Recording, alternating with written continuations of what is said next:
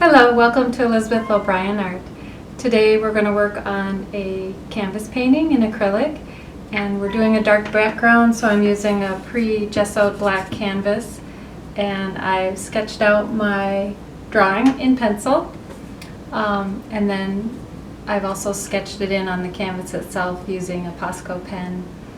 I'm looking forward to doing this. I'm going to do some whites and maybe some blushes with some nice toned greens, and we'll see where we go from there. It could be a navy background, it could be a dark gray.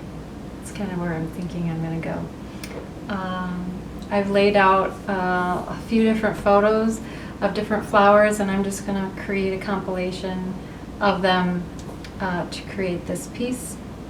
And I also looked at vases and different things online and picked out one that's gold. I might change it to something else, but we'll see where we end up at the end. All right, let's get started.